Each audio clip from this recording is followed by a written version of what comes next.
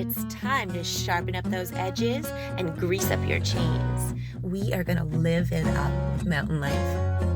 Dropping in 5, 4, 3, 2, 1. It sounds like the start of a joke, or of an episode of some television show, but it's a memory. One of the first things I can remember as a child is falling down a well, or almost falling. I didn't fall all the way in. I caught myself on the edge of the well with my elbows. I was probably 5 years old, so the well couldn't have been that wide for me to catch my elbows on the edge, but it was deep. I remember looking down into a tunnel of blackness and seeing leaves and bits of grass I'd knocked in floating downwards into the nothingness. We were out in a field, my buddy Chris Linton and I, at the Rod and Gun Club, looking for clay pigeons, those little ceramic saucers that get flung into the air at target shooting events. Target shooting was big in small-town Canada in the 1970s, and Chris and I were at the Rod and Gun Club with our parents for a trap shooting event. A heavy, metal-armed machine would toss the clays in the air, and people would shoot at them with shotguns. During the break, kids like Chris Linton and I would go out into the giant field and collect any clays that hadn't been hit or hadn't broken when they landed. Clays cost money, and these could be used again.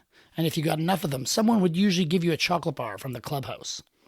So I was dangling at the top of this well, and Chris Linton wasn't strong enough to pull me out. Was I crying? I feel like I certainly was after the fact. Spoiler alert, I did not fall all the way down the well and die. I didn't even fall all the way down and live. Chris Linton hollered loud enough that my dad ran out and pulled me from the brink right to safety. I don't know how long that took either. Were my arms tired? I was a pretty little kid and holding on literally for dear life, so they probably weren't. But anyhow, my dad saved me, and I was definitely crying when we got back to the clubhouse. And I remember an old guy with a beard and a shotgun saying, "Don't feel bad. I fell down that damned well too once, almost broke my leg. There's supposed to be a piece of plywood over it. Bloody wind must have moved it." Safety standards were different in the 70s, but I got a chocolate bar regardless, and that was that. Core memory, saved. Another childhood memory, a much less hectic one, is I remember catching fish, the most fish, and the biggest fish, at some place called Pot Lake, which may be its real name, or may just be the name my dad and his fishing buddies gave it, because it was the 1970s. It doesn't matter. The point is, a lot of my earliest memories happened in the outdoors. And now, this is my job, sitting inside, talking, and writing about the outdoors. And I started thinking how many of you, those listeners who are still with us, and those who read the various mountain life magazines, and who partake in these outdoor-focused lifestyles, where do some of your earliest memories take place? Maybe there's a correlation. Hello and welcome to the Live It Up with Mountain Life podcast. My name is Feet Banks, and for our guest today, there certainly does seem to be a correlation between a childhood spent outside and her current comfort with having a bit of air under her toes. Alenka Mali is on the show today. Alenka is a snowboarder, a climber, base jumper, jindleboarder, and general mountain sport badass. As a child of two alpinists, her earliest memories include dangling from a Tyrolean traverse on a river crossing in Patagonia, or scurrying around the base of rock climbs in Slovenia with her siblings and whatever other kids she could entice into her adventures. Alenka can't remember learning to ski because she started as soon as she could stand.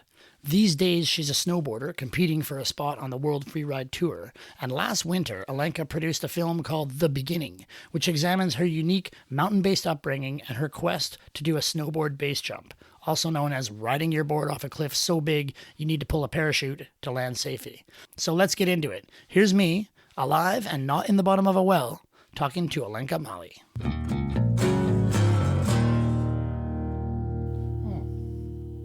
Water could be colder though, hey? I like it like that. Okay. Room temperature for me. I'm from Europe. That's how they do it over there? Yeah, nobody takes ice in water. No. Here, everybody does. It's funny. All right, we're rolling. Cool. Tell me about this upcoming film project. What's happening? Yeah, so the movie that we have been working on, it's called The Beginning. My original idea was to kind of showcase the way we grew up with my siblings and what our parents did for a living and how they raised us, basically with a full-on mountain mentality. And then it just kind of like took shape over the year, following me in my winter season and eventually going into snowboard base jumping. And are we allowed to talk about it? We don't want to give too much away, but the way you were raised, your parents were both mountain guides? Yeah, so my parents are alpinists, which means they climb mountains. My dad is a mountain guide now, but they both climbed professionally in their younger years, and my mom is also a guide now. Yeah. And what's your first memory of being in the mountains? Oof. That's a hard one. I don't know. I have a few. I was just I have a photo on my desk that it's from crossing a river on a zip line under Cerro Torre.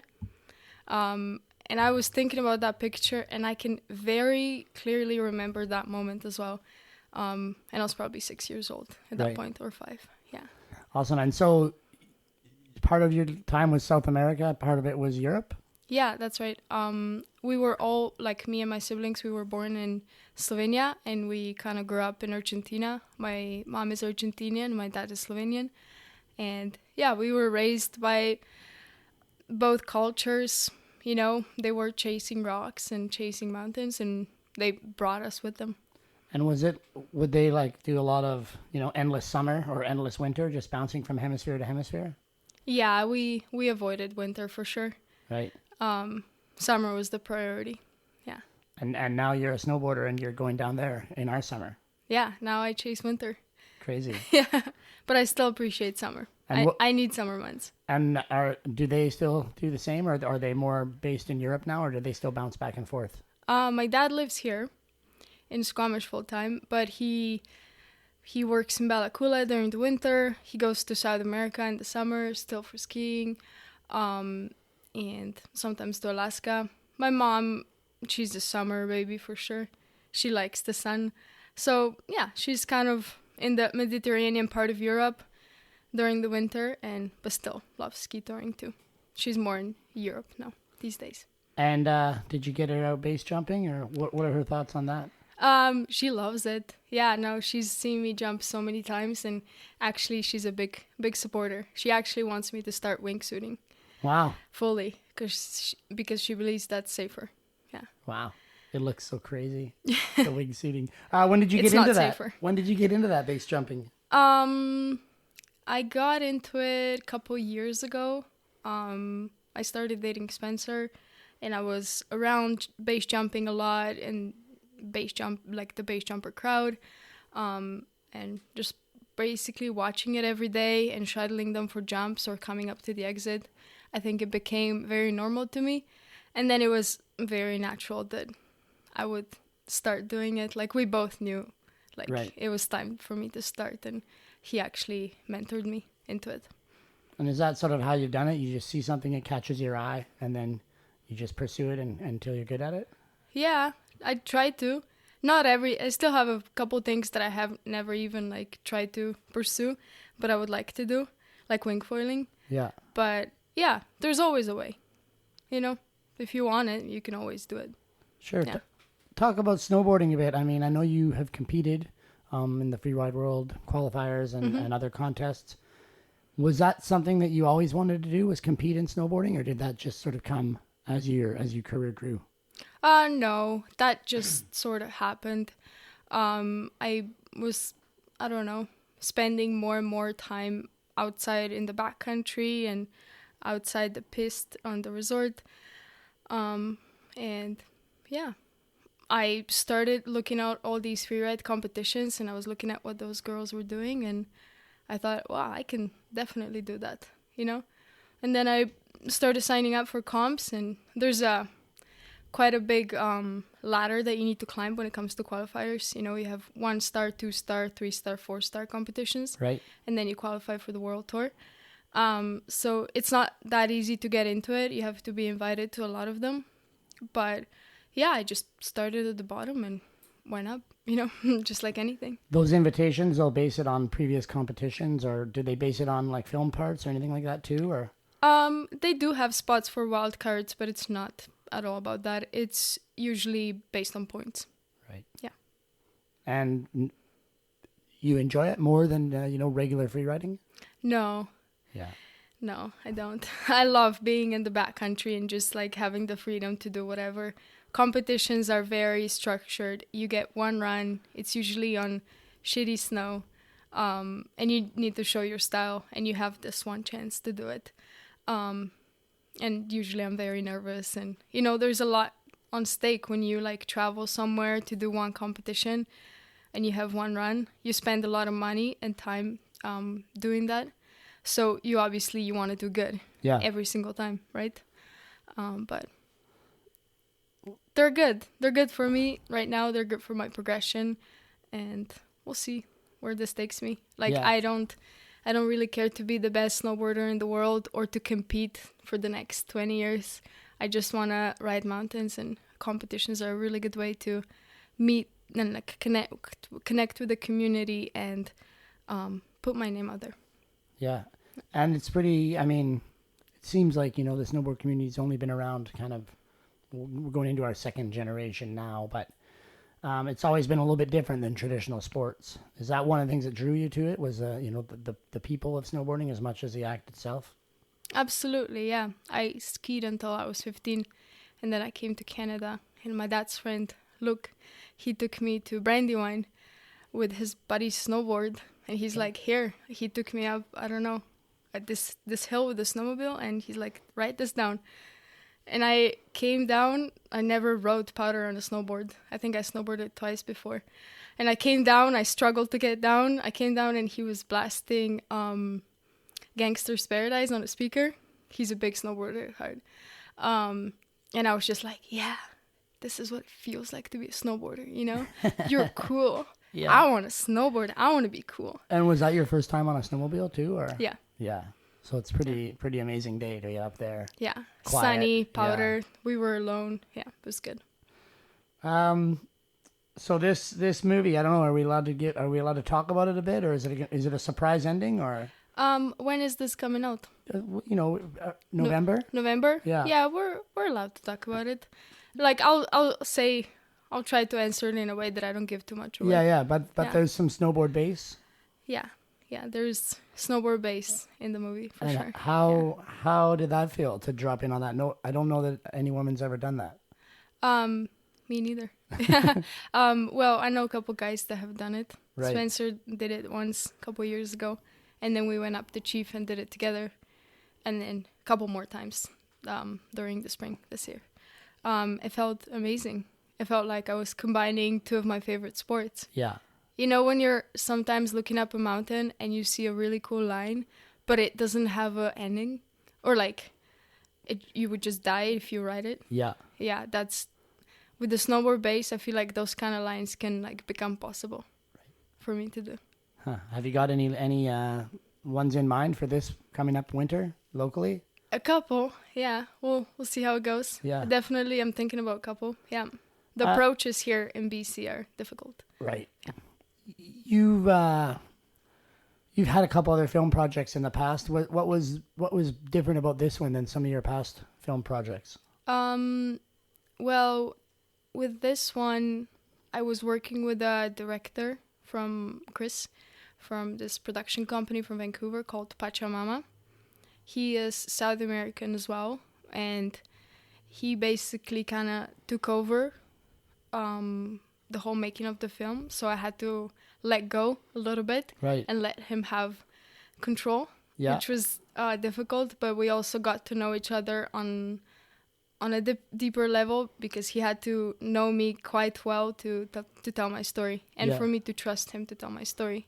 Yeah. You came with the idea, and then it became a collaborative thing. Absolutely. And I think we did really good of like setting boundaries and working together in terms of like, no, this is important to me, we're keeping this, or something was important to him and we did it his way.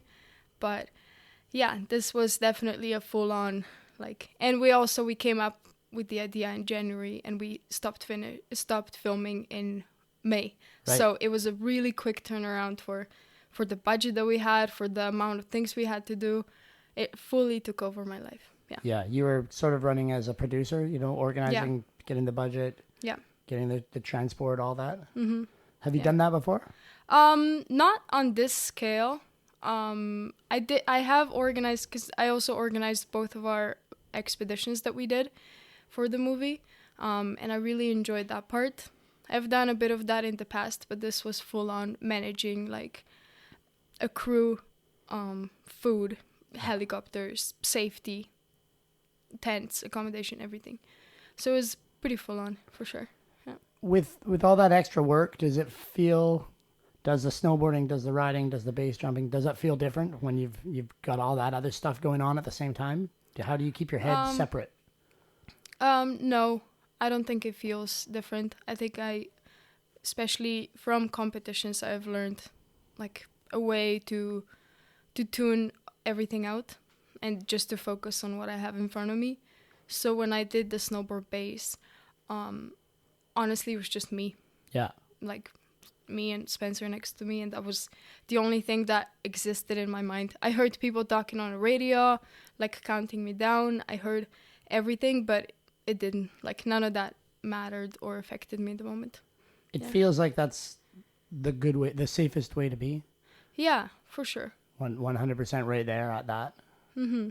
And you have to be very patient filming, which, I had to learn.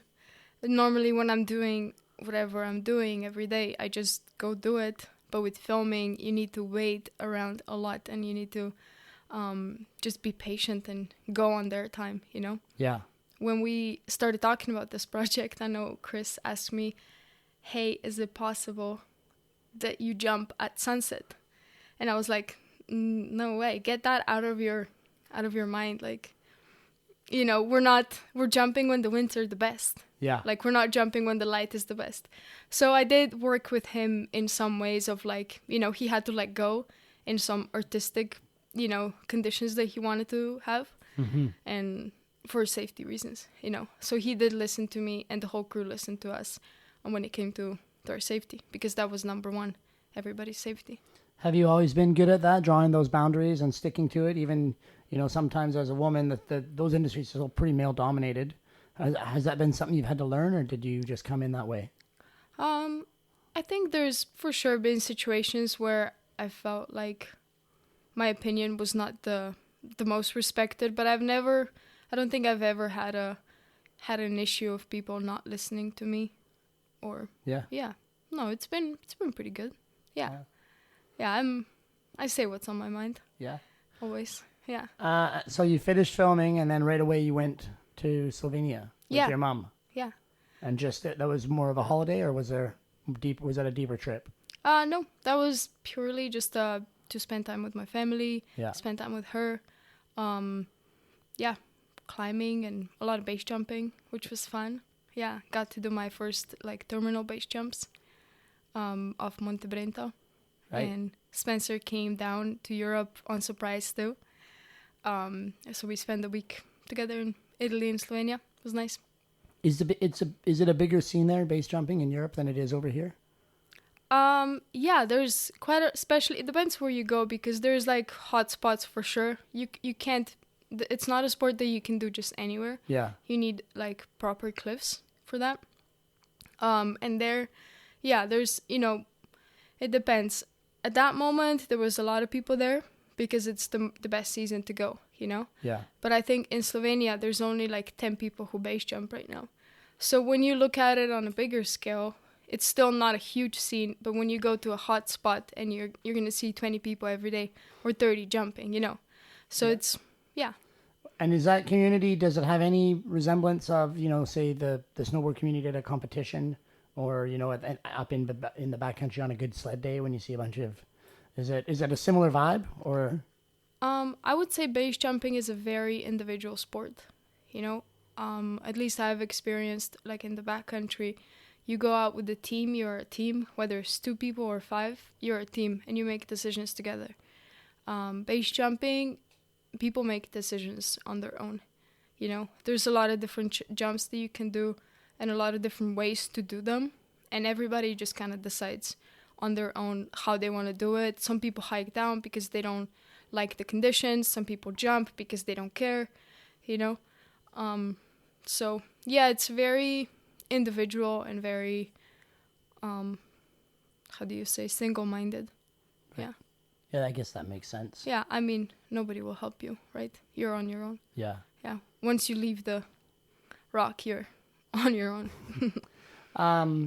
Have you had any moments where you got scared? Or is this, I was like, why am I doing this? Or is this really what I want to be doing?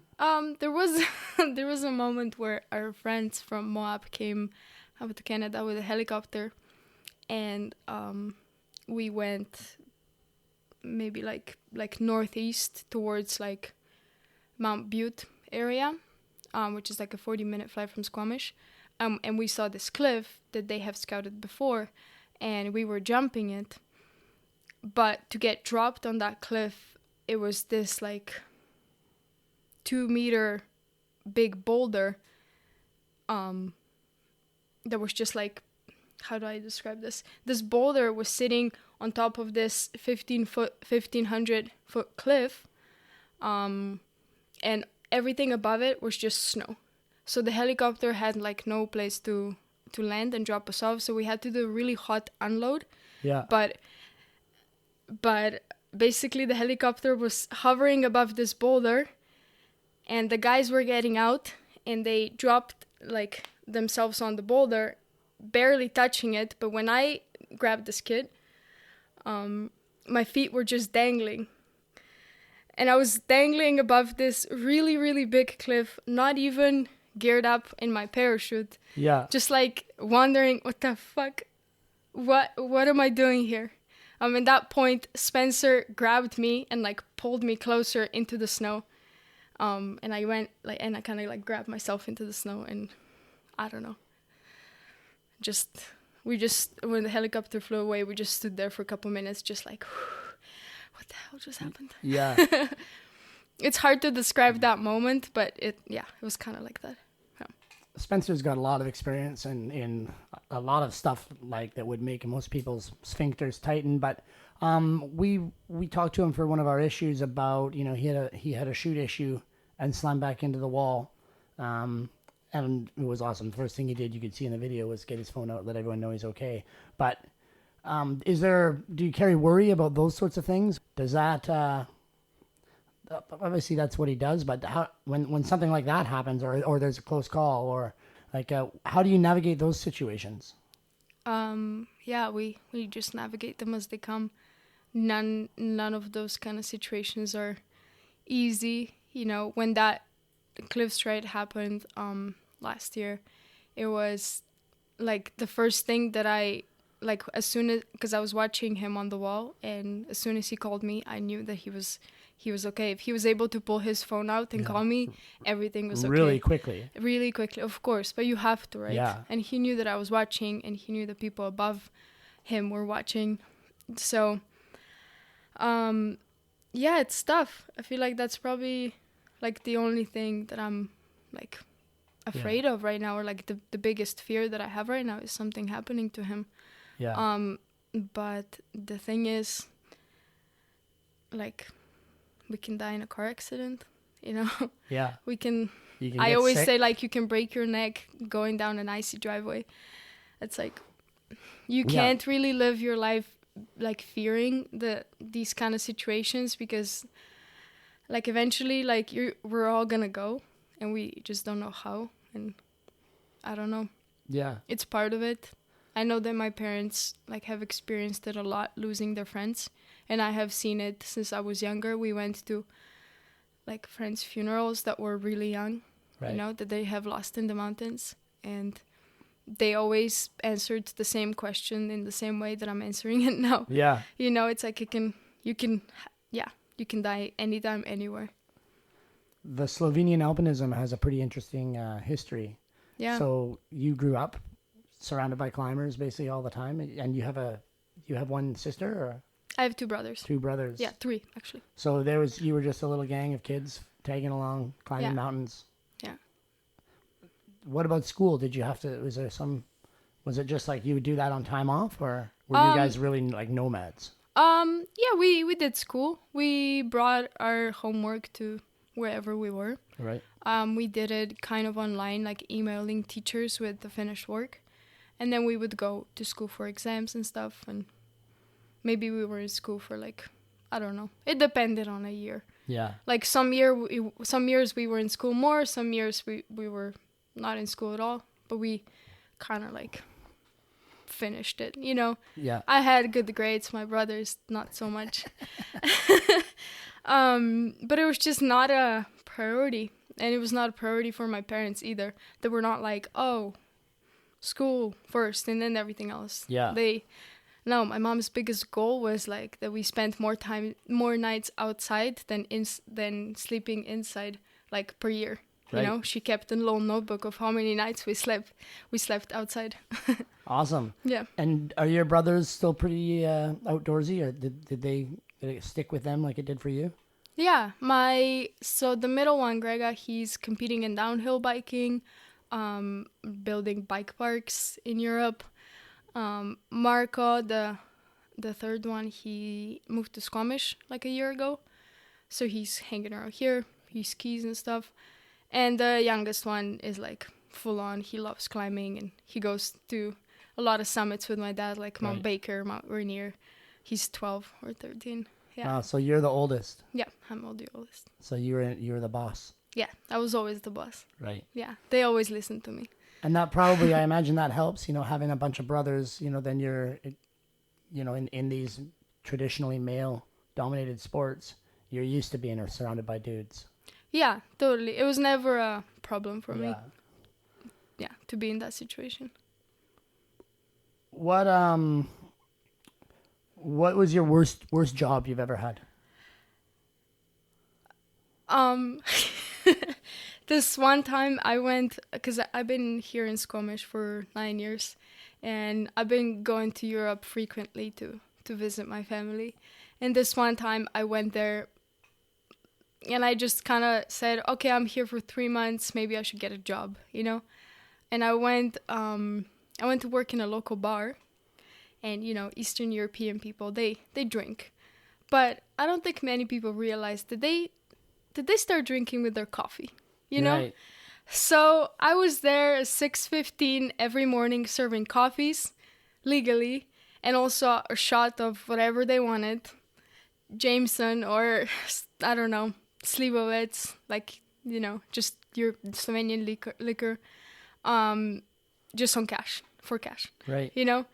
And the energy that was going on there all day was just so draining and not something I would recommend, or, yeah, not something I would suggest for any, like, 16 or 17-year-old girl. How long did you last at that one? Nah, a couple weeks. Right. Yeah. That was bad. What's the best piece of advice you've ever received? I need to think about that one. Best piece of advice. Or what advice would you give to your younger self? That 16-year-old girl in the bar, what would you tell her? I would tell her that hard work is more important than talent. Yeah. Fair enough. I have a quote. You said you don't like to look too far into the future with things. Has that changed as you've gotten older, or do you still feel the same about that as you did, 5, 6, 7 years ago? I think it helps me to have a big picture goal. Let's say in the next 5 years, I want to achieve this or that. But I'm the kind of person that if I focus at one thing at a time, I just complete it and then I can move on. Yeah. And it's easier for me to also be present that way, I think, to have yeah. And are you like your mom? Do you carry around a notebook you have lists and that stuff of, things to do, ideas, all that? Yeah, absolutely. I have a lot of different notebooks for different things. Yeah. I keep score, and I guess I keep a tab of everything that I have climbed, I have skied. And I also keep a notebook of things that I want to do. Right. Yeah, and things that inspire me. And how many nights outside did you think you get last year? Not that many. Yeah. But you love winter camping, I read. I do love winter camping. What do you like? Like a lot of people, that's the worst kind of camping. What do you like about it? The sunrise. Right. Mm-hmm. Yeah, there's nothing better than unzipping your tent and seeing the first rays of sun hit your face. Especially if it was cold all night and the sun just instantly warms you up. Yeah. It's beautiful.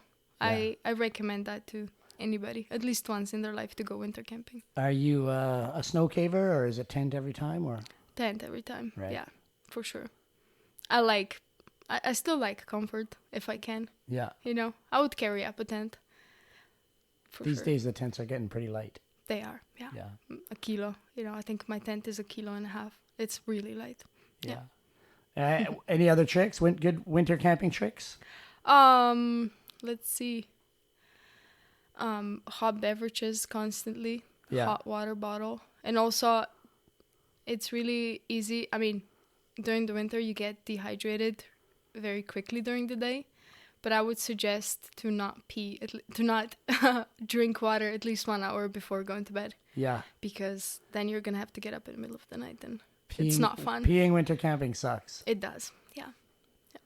Some people just have the bottle.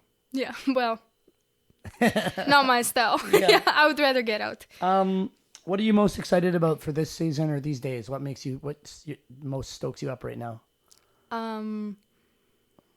Slider up base jumping, which means basically like, well, here on the Chief we can do like sub-terminal.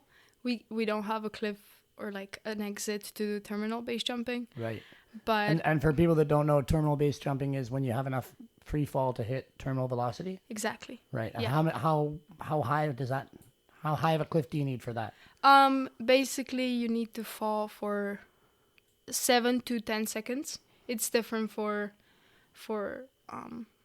some people. It depends on your weight, and also it depends on like if you're just flying without a suit or with a suit. Right. And how quickly you're falling. But it's kind of like, yeah, I would say like falling for like 8 to 10 seconds, you would hit terminal velocity. And here on the Chief, we can do like 6 to 8 seconds at most. Right. And it's really fun. And we go, with Spencer, we go off like at the same time. And I watch him in front of me, or he watches me in front of him. And it's just a lot of fun. Yeah. Where would you have to go? Do you have to go to Baffin Island then around here, or? I mean, it's easier to go to Italy than Baffin Island. Yeah. But yes, Baffin Island would definitely be the place. El Capitan. It's another cliff like that. Yeah, there's not many in the world. Norway. Right. You know. Not a lot of spots where you can just like go up very easily and do it. You know, Some places have laws against it. Yeah. Is that changing, or has it kind of always been like? It's not changing at all, no. It's actually getting even more restricted than it was. Right. Which sucks, because I don't think base jumping is a sport that is harming nature or people or birds or animals. Yeah. It's just, I don't know, quite a quick sport. You don't hang around there all day. It's over in a minute. Pretty I low feel like impact. very low impact, and I don't know, if you bring tourists to places, I think that's beneficial for those places, right? Yeah.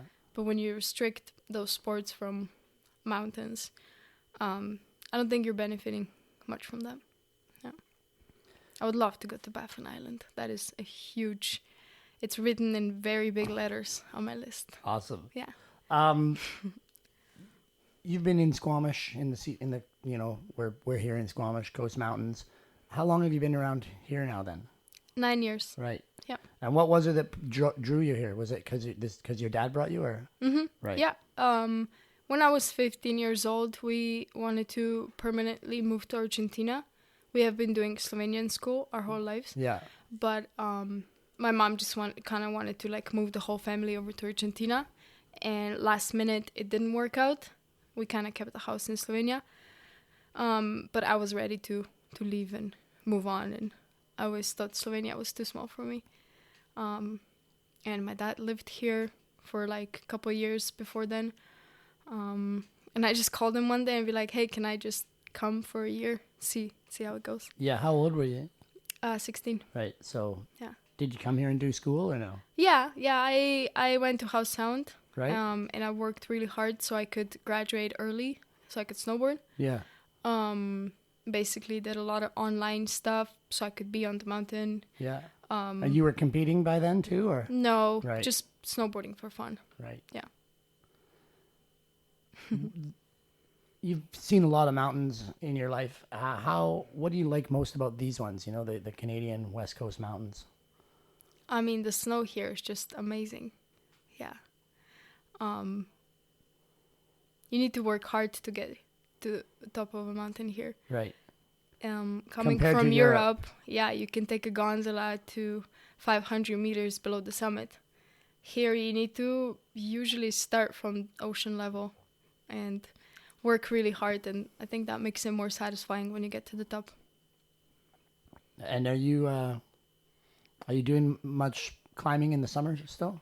I do some for sure, not as much as I want to. There's too many things going on, but one thing that we have done with Spencer is climb the Chief and jump down Yeah. a couple of times, and it's really fun. So more like adventure climbing, or climbing like, I don't know, higher on Tantalus and like more those mountains. But around Squamish, the crag is just getting like a little too crowded for me. Yeah. I like climbing the same, like for the same reason I like base jumping, is to be in nature, is to have silence. And when you're just climbing like sandwiched between a couple other parties, it's not that fun. Yeah. Totally understandable. Yeah. The opposite of what makes you stokes. What frustrates you? Is it good areas getting busy? Crowds. Yeah. Yeah. I don't want to, like, it's ironic because I moved here from somewhere else, but it's really getting busy here. Yeah. And it's sometimes making me reconsider, like, if I want to be here for much longer. On top of that, is getting also expensive. Yeah. How often do you go down to Vancouver, to the city? The least as possible. Like once or twice a month, maybe. Right. When I go to the airport, mostly. Yeah. Do you have any weird fears? Obviously, it's not any of the stuff you do, but snakes, spiders, fear of the dark, anything like that? No weird fears that I can think of. You you can pick up snakes, spiders. I don't know if I want to pick them up, but I don't really twitch if I see something on me. I don't think so. Yeah. I wouldn't pick them up though. What's your downtime like, or what do you do to relax or to quiet the mind when you're not doing it to be in the zone with a sport? I love spending time with our dogs. We go out in a boat a lot and camp somewhere on the coast, or go up the river in Jindal. Yeah. Spend time with Spencer, spend time with dogs, and away from everybody, without a goal, without an objective, no emails, just nature. Yeah. Jindling, of course, jindleboarding, the random sport invented by Roy Bushfield. You have a jindling competition coming up this week. Yeah. It's a base jindle hybrid. Yeah, exactly. How's it going? Tell me about setting that up. It's two totally different things. There's not a lot of people that do either of them. What was how did that come together? Well, I just thought it would be fun to first of all organize something within the base jumping community, because we have a lot of people now that are base jumping here, but it's mostly just people going to the same exits and repeating the same jumps and doing kind of like the same thing every week. But I didn't just want to like suggest that we have an accuracy competition, because that's kind of boring. Yeah. So, yeah, just added jindling to it. And honestly, the whole idea started when Spencer and I saw this big cup at Pearls, and we painted it gold and wrote Squamish Cup 2024 on it. Yeah. And said, this is gonna, it's gonna be for a... Now we have a prize. Now we have a prize, and get some people excited. And, also base jumpers. There's a lot of base jumpers that don't do anything but base jump, and jindling is fun and it's easy and anybody can do it, but you can also like bring your own style into it. So yeah, just making a day out of it. Yeah, it's gonna be awesome. Yeah, I'm stoked. Do you remember the first time you seen jindling? Where was it? I don't know if I remember. Do we need to explain it more? I think people should look it up, but basically you have to take a crappy old piece of wood. Ideally, it's a found piece, not purchased, and turn it into what do they call it, like a wake skateboard kind of thing, but there's a rope. You Yeah. jindle on a rope. It's like wakeboarding, but no bindings on a crappy piece of wood that you made yourself. Yeah. And it's cooler if it's more raw, Yeah. you know, but we're also like kind of like shaping our own boards now. You know, Spencer has a couple. I just finished my second one. I'm calling it the Dragon. And it has like a very pointy tail and a split nose. But then like I kind of shaped the nose so it's like concaved a little bit, so it's like easier to get up to. You basically start like it's like wakeboarding behind a winch, but Yeah. it's an electric winch called a re-winch. And yeah, you just slash turns and show your style, and It's cool to see the creativity people bring into it, and Yeah. everyone's, you know, like you said, building their boards, trying new things. Do you do other? Do you have other creative passions? Do you paint? Do you write? Do you play music? No, not much going on. I love cooking and gardening. Right. That's definitely very relaxing, but not very creative. I think you can get pretty creative cooking. You could, yeah. Have you seen the show The Bear? I haven't, but It's good. I'm reading the Anthony Bourdain book right now, so It was inspired by that? I don't know. Okay. I don't know anything. I don't have a lot of time to watch shows, so I'm a little bit behind on some of them. Well, if you But it's a kitchen show, or yeah, it's following the story of the chef. Right. Yeah. And it's getting us really excited to cook. do you watch those food shows like the Taco Chronicles or anything like that? No. Right. I don't think I've ever watched the food show. Maybe like a Chocolate Academy because I Right. love chocolate. Yeah. What's your greatest extravagance or guilty pleasure? And when you treat yourself, what do you do? What do I do?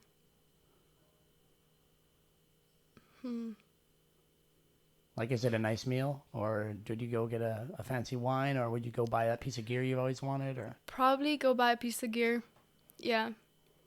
what's on the list right now? What piece do you want more than anything? Oh, what's not on the list? Like, the list is big. I want to buy a trailer, which is not really a piece of gear, but I Right. want to buy like a cargo trailer and convert it. That's a project that we want to do with Spencer. But there's this device that base jumpers created that I also want to buy called FlySight. And you put it on your helmet and it tracks your performance. It tracks like how much you're jumping and if you're tracking forward and like when you open your parachute and when you land, so you can take those numbers and bring them to new exits if you want to see if they go. Right. Yeah. Tech, eh? It's Yeah. getting tech. Yeah. What about, speaking of tech, I mean, you come from social media was invented most of your life. What's your relationship with social media? You know, as an athlete, it seems like it has to play a role. Absolutely, yeah. Social media is very important. I don't think you can try to pursue a sport professionally without using it as one of the tools or as one of the things to, market yourself. Yeah, I usually post what makes me happy or what I'm excited about. Yeah. And I gave my sponsors, a tag. And they seem to be happy, and I try to keep it real. I try to keep it raw. Also share some bad moments, but I don't really spend too much time thinking about what I'm gonna post or how it's gonna look. I just share what makes me happy. Do you read the comments? Yeah. Yeah. Always. Yeah, good. Yeah. Do you have? I know it doesn't seem to be all, but there's definitely some people. A lot of times it's some women. They get a lot of shitty comments. Have you had to deal with that? Yeah, sometimes. Like we get comments like, why can't I think of anything? Can't really think of anything specific right now, but you would get comments saying, I don't know, you don't have a tough life because you don't work a job, or like stuff like that. Yeah. Or prior boards suck or whatever. Right, I don't right. know. Like there's like, I don't know, some random comments every once in a while, but I don't really care. Yeah. To be honest. It doesn't bother you. No, I'm a person with a lot of opinions, and some of them are positive, some of them are not so positive. So, everybody's like that. So some people decide to share them on somebody's post, and cool. It doesn't. Yeah. Someone said if you believe all the good, if you let the good comments sink in, you gotta let the bad ones sink in too. So it's best to not give too much power to any of them. No, exactly. And yeah, even the positive comments of of people, like the most the comment that how do I describe this, but the comment that I like the least is somebody describing me as crazy. Right. But I also, it's like, it doesn't matter that much, but I don't believe I'm crazy. I don't believe I'm an adrenaline junkie. But people's perspective of you is people's perspective of you. So what I'm trying to learn to do now is to just like let them think what they want to think. Yeah. And not explain myself too much. Because you can spend the rest of your life explaining yourself, and it's really exhausting. And also, you're talking potentially to somebody that has zero perspective of what your life is actually like, of the work that went into everything and the thought that goes into everything that you do. Absolutely. People never realize how much work you would put into something. And yeah, for some, like with my mom, we always talk about, but for a regular person that doesn't climb, walking up a trail to the chief or climbing the front side of it with ropes and climbing gear, it's actually the same thing for somebody who doesn't know what's going on. Yeah. So there's a lot of people like that don't actually understand the sport. So it doesn't really matter what they think. They're going to think whatever they're going to think. Yeah. And that's cool. And, right? Everyone's limited by their perspective. To my grandmother, one of the steep ski runs on Whistler Blackcomb would be crazy. Yeah. Right? And there's 7-year-old kids that do it all the time. Yeah, blindfolded. So to them, something else is crazy. And to the people that do that, and it never ends. Absolutely. Yeah. What do you value most in your friends? Honesty. Yeah. I like if I can be myself around people and not cut back. Yeah. On who I am, and I like it if my friends are the same. Yeah. And when you were younger, traveling around a lot, were you able to keep a few friends from all these different places, or did you have to start again every time you moved somewhere? We definitely met a lot of new people constantly, but we have family friends that are still to this day one of my best friends, right. Especially in Argentina or in Slovenia, a couple of them too. And I still talk to them almost weekly, and yeah. I think the real ones stick around. What talent would you most like to have that you don't have yet, or is there anything you wish you could do? I mean, I guess we could go superpowers, but it doesn't have to be. I would love to be better at aerials. You know how aerials just come so naturally to some people? It seems like, but also do they just grow up with a trampoline? Maybe. Or maybe they just put a lot of hard work into it. Yeah. But when it comes to tricks and flipping and spinning my body, I have to put in a lot of effort. It doesn't just happen naturally. Right. Yeah. And it's frustrating sometimes. It's I mean, the Olympics just happened, right? And you see these gymnasts, and oh yeah, it's crazy. It is. It's amazing. I mean, crazy amazing is what it is. Is that part of, in a snowboard run now, you can't just rip a good big line. You have to put some tricks in it as well if you want to do well in the comp? You don't need to. It's totally up to you. Yeah. If you have them, show them for sure. Right. But kind of like the thing that I like about freeride is that everybody kind of brings something of their own into it. Some people are better at like having a super fast flowy run. Some people like technical sections, and you go to a more technical, steeper part of the face. Some people just do one cliff and they do a trick off of it. So it's really completely up to you what you want to bring into it. It is a very strict competition when it comes to judging, especially as a snowboarder. If you put your hand down, you lose a lot of points. If you put your butt down, you lose a lot of points. So almost they would prefer to see you just like keep it on your feet rather than go too crazy in any way. Yeah. Which is also the reason why I'm kind of like slowly, I think, stepping away from competitions. Is it? I always look at the line selection, and you have to remember. You have to remember where you want to go. How much time and energy do you have to spend doing that? Because obviously everything looks different from the photo or from the helicopter right up than from the top. Have you ever found just like offline and lost? Yeah, it happened to me a couple of times that I would lose my line. And it's really frustrating to be somewhere where you're like not familiar with. Yeah. Sometimes I would fly in or drive in the day before the competition, and I would just see the picture, it's really hard to see anything from that picture. Yeah. And then the next morning I would see it in person, do the inspection run, which is basically just like sliding down very slowly. And then I would go straight into my run. So you need to, I don't know, I try to pick little pointers and little landmarks. But yeah, like left at this tree. Yeah, like around here, and then just basically not talk to anybody and listen to my music and repeat that line in my head for a lot of times. And what music? I like reggaeton. You know what that is? No. It's like Spanish rap. Right? Yeah, it's not really rap, but it's more like it has like a really nice rhythm. And like 90s hip hop. Yeah. Yeah. Awesome. Yeah. So this, we're coming up on winter. What's going to happen? You're right now it's not winter. You're going to South America to ride.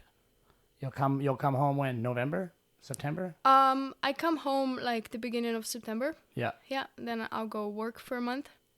Work in like this TV show Right. that I'm doing. And is the film edited, done? Film is not edited yet. They're in the process of doing it. Right. But hopefully it's going to be done by the end of August, and we're organizing a premiere in October. And were you able to step back a little bit then, and you'll just kind of see a final cut and make notes? You don't have to be too hands-on with the edits? No, it's actually completely in their hands. Right. Hopefully they'll include me in some of the process. Yeah. But yeah, it's kind of up to Chris and his team. You trust them? I do.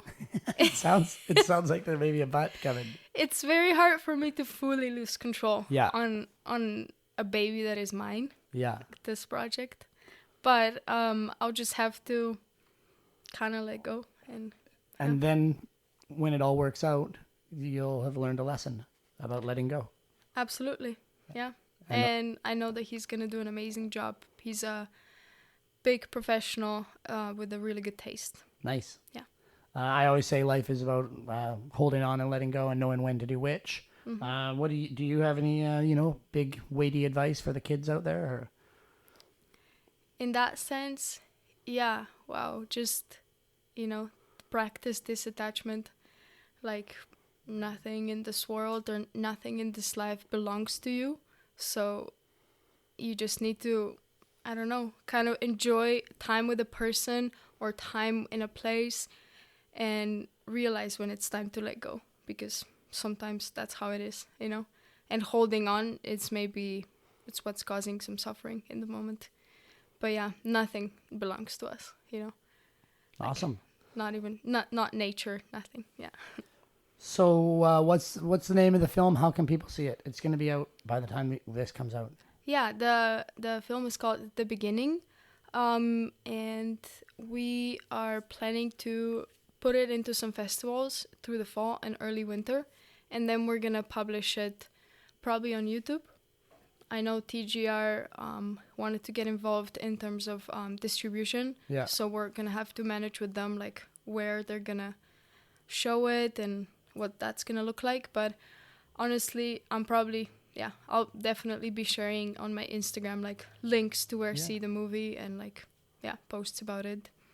So we'll try to make it obvious. We'll put your Instagram link in the description of the pod. And Alenka, thanks so much. No, thank you so much. Great to see you. Yeah, you too.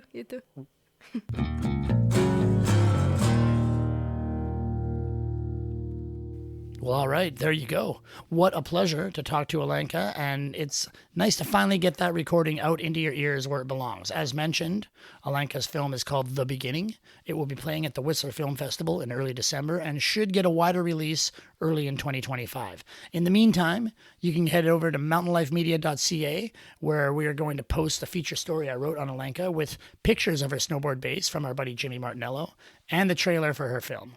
And let the record show, Alenka is calling this the first recorded female snowboard base jump, but none of us can find any report of any other women doing one, so it's quite likely this is just the first. In any case, it's badass, and you should definitely seek out The Beginning. You can also keep tabs on Alenka and see her beautiful photography on her website, alenkamali.com. Beyond that, thanks to Prior, Alenka's board sponsor, and also the makers of the skis I've been using the past 2 seasons and can't start to wait ripping on this year. Prior boards and skis have been designed and tested here in the Coast Mountains since 1989, and they really are the ideal weapons for the kind of big terrain we shred out west. Plus, you can get whatever custom top sheet you want on their tried and true shapes. Check them out at priorsnow.com. Okay, thanks to Shirai Rules and Adrian Gendro for the voiceovers and the music. Don't forget to hit up the Mountain Life shop if you want to get ahead of things with your holiday shopping. We've also got multiple gift guides hitting the website soon. We test gear so that you don't have to. Also, sometimes we get to keep the gear. And thanks most of all to you, dear listener, for spending your valuable time with us here at Live It Up with Mountain Life. So have an excellent start to the winter. We'll be back next month or maybe sooner. And until then, be excellent to each other, be kind to animals, and leave the camp spot better than you found it.